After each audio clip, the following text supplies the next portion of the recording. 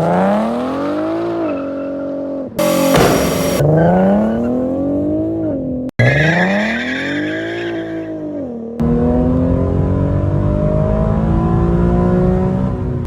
I'm getting more and more messages lately about people having issues with their 2014 and 2015 Infiniti Q50s. Back here in the Titan today, I gotta say, with all the things that drive me nuts about this truck, I really like it. So beefy, so comfortable, so capable. Aside from people reaching out saying that they're having issues or asking me what some of their issues might be, I'm also getting some messages from people that are shopping these 2014, 2015 Infiniti Q50s saying that they've come across some horror stories and that they're starting to second guess themselves and they think they're just going to go with a BMW instead. Well, that's ridiculous. You might find yourself currently in one of these two boats. You might already have a VQ37 Q50 and you might be experiencing some of these problems and you're regretting your decision to purchase this vehicle in the first place. Or maybe you're shopping for one of these vehicles and you're starting to get a little bit nervous because of the issues that you're hearing arise. What are the issues that are popping up and what's the source of this trouble, and is it really something you need to worry about? Are these Q50s actually breaking? So first of all, guys, two things. Number one is that there are a few pretty common issues that pop up or have started to pop up with these 2014 and 2015 Q50s. Now, I've done a video, a much more extensive video, talking about, I think, 7 or 8 of the common parts that will fail on these Q50s. Check out that video for more specifics. I'll link it in below, or I'll put it on a card on the end screen so you guys can check that one out. But the good news is that only a couple of them are relatively expensive or costly or difficult to address. One is the rear diff bushing. Now, I've done a video on installing that rear diff bushing, and it's not an easy job, but it definitely can be done. So that's good news. And it's much less expensive to do that, even if you have a shop do it for you, than it is to replace the whole rear subframe, which a Nissan or Infiniti dealer is going to try to get you to do. That's like $2,000, maybe even $3,000, depending on their labor rates. So that's crazy. So you can get a replacement rear diff bushing kit from Z1 Motorsports that has the actual diff bushing itself and then the 2 forward bushings toward the front of the differential. And you know, you can get that for like $300 or something like that, if I remember correctly. Take a few hours, take a little sweat and maybe some curse words, and you can get it done yourself. That's the good news with that one. But it's something to watch out for. I don't consider it necessarily a cause for concern because there's finally a solution to that issue. But that's one thing that people are seeing failing a lot more now. The other one is a bit more serious, and that, of course, is the valve body issue. Obviously, this is a bit more of a cause for concern because swapping a transmission is not something most people will do in their garage on jack stands, right?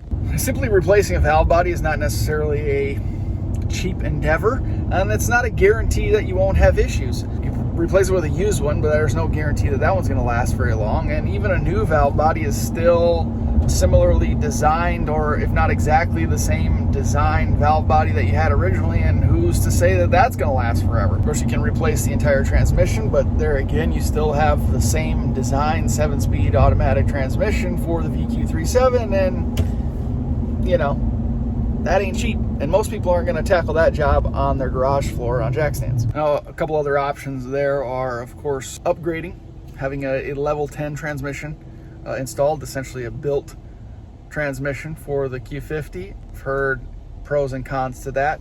Or you can go the route of replacing the transmission with the 7-speed trans that was in the 3.0T Q50s. Fewer valve body issues in that. If I don't know that I've seen anyone with the 3.0T have valve body issues. So that design is a little bit better. You can get a used VR trans for relatively cheap, probably $1,000–1,500, but you have to do some other modifications as well, and that's probably a whole another topic of conversation, a completely separate video. So there are a couple options that you have, so don't necessarily let the valve body issue scare you off completely from the VQ37, because I think it's a great platform overall. But my point there is that the transmission issue, the valve body issue, is one that seems to be scaring people off the most. I totally get it.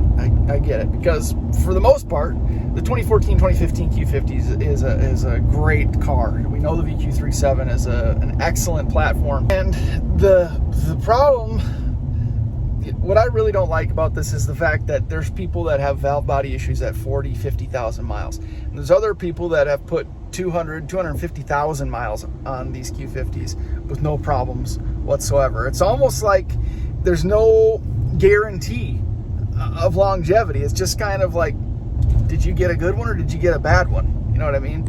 Doesn't really matter what kind of conditions you drove the car in, if you were hard on the car, if you putzed around in the car, if you drove highway miles or city miles or you raced it. It almost seems like it doesn't matter. There's people that have beat the hell out of their car for 100,000+ miles with no valve body issues, and there are people that have just babied their car and had a valve body failure at 70,000 miles. So unfortunately, that's a scary thing, and it's definitely a point that I definitely understand. The other thing that I have to say though, guys, is that we're talking about a car that's 2014 or 2015, right? That's 9, almost 10 years old now at this point. So it's almost inevitable that there's going to be some sort of problem, a problem that might be a little bit costly. It's tough to find one of these cars that has less than 50, 60, 70,000 miles at this point. I mean, how many vehicles are out there that can say after 75, 80, 100+ thousand miles that they have never in their lifetime had a costly repair?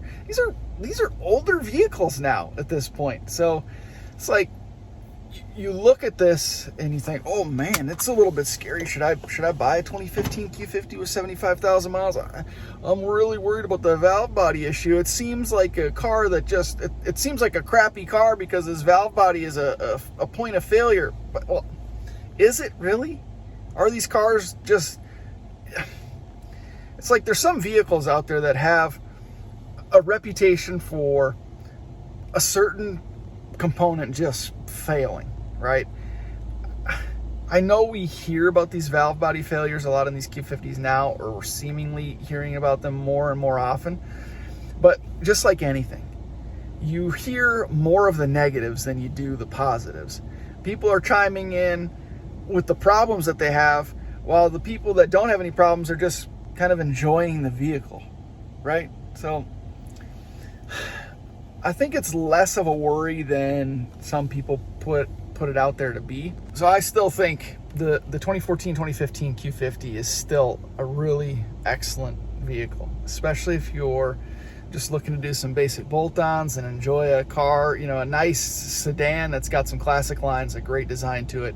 It still has a little bit of grunt behind it and has a ton of aftermarket support that you can really make look cool.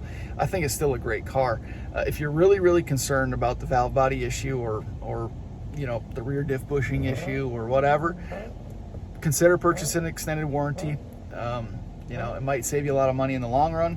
It might be a waste of money in the long run. You very well could have no problems, because there are a ton of these vehicles out there, and I think there's a lot more of them that experience no issues whatsoever than there are that do have some of these problems, particularly with the valve body. So if you're just looking to purchase, take it for a thorough test drive, get it nice and warm, try to feel it out. If it's shifting a little rough or feels a little bit clunky, then maybe pump the brakes, literally, a little bit, and back off, maybe look at a different one. Like I said, there's a ton of these cars out there right now, and the prices are starting to come down, so be picky. Like I said, there's options available for both of these issues, the rear diff bushing and the valve body.